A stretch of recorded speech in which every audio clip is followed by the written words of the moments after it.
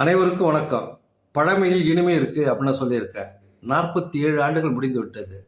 1978ஆம் ஆண்டு என்னால் இயற்றப்பட்ட நாடகமான சேற்றினிலே செந்தாமரை நான் இயக்கி நடித்து பாட்டு பாடி இதை மகிழ்வித்த அந்த காலகட்டத்தில் இன்றளவும் அந்த பகுதியில் பேசிக்கிட்டு இருக்காங்கன்னு சொல்லி கடந்த வாரம் ஒரு வீடியோ பதிவு பண்ணேன்.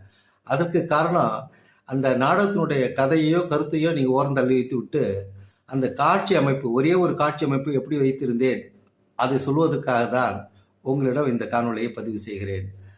பூம்புகார் இந்திர விழாவில் ஒரு ஸ்டேஜ் இருக்கும். அதாவது சுற்றி வருகின்ற ரவுண்ட் ஷேப்பில் உள்ள சுற்றி வருகின்ற அது மின்சாரத்தால் இயங்கப்படுகின்ற ஒரு ஸ்டேஜ் இருந்தது. அந்த ஸ்டேஜ் அங்கே பயன்படுத்தி கோவலன் கண்ணகியினுடைய நாடகத்துக்கு பயன்படுத்தி இலக்கிய நாடகமான அதை இயக்குபவர் என்னுடைய குருநாதர். அவர் எனக்கு இந்த நாடகத்தை நீ பயன்படுத்தி கொள்ள இந்த ஸ்டேஜை அப்படின்னு சொல்லி கொடுத்தாருங்க. அதை நான் பயன்படுத்தினேன்.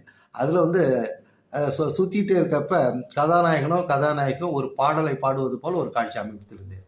அதே நேரத்தில் அந்த காட்சி சிறப்பாக அமைவதற்கு அந்த எப்படி அமைச்சிருந்தேன்னு பாருங்களேன்.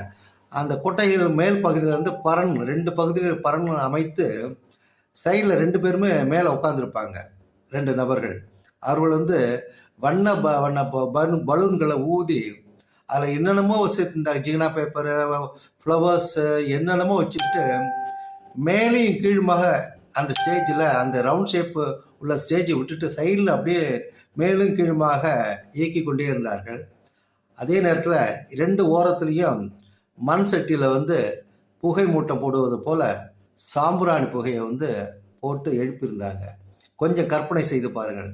அந்த காலகட்டத்தில் இந்த காட்சி ரொம்ப மக்களை ரொம்ப கவர்ந்தது. காரணம், இதுமாரி அமைச்சர் நாடகங்களில் இதுமாரி காட்சிகளாக அமைக்க முடியுமாங்கிறத யோசனை பண்ணி பார்க்குறப்ப எனக்கே வியப்பாக இருந்தது. அந்த அளவுக்கு சிறப்பான காட்சியாக அது அமைக்கப்பட்டிருந்தது. அந்த பாடல் பாடி முடிகிறப்போ அந்த இதெல்லாம் பார்க்குறப்ப ஏதோ ஒரு வானத்தில் இருக்கிறப்போல ஒரு காட்சியை கண்டதாக அவர் சொல்லி கொண்டு இருக்கிறார்கள். அந்த காலகட்டத்தில் சினிமாவுக்கு அவ்வளோ முக்கியத்துவம் கொடுக்க மாட்டார்கள் கிராமத்து மக்களை பொறுத்த மட்டில். அதனால் இது மாதிரியான நாடகங்கள் ஆயிரக்கணக்கானவர் கூடி பாராட்டியதை இன்றளவு நினைத்து பார்க்கிறேன்.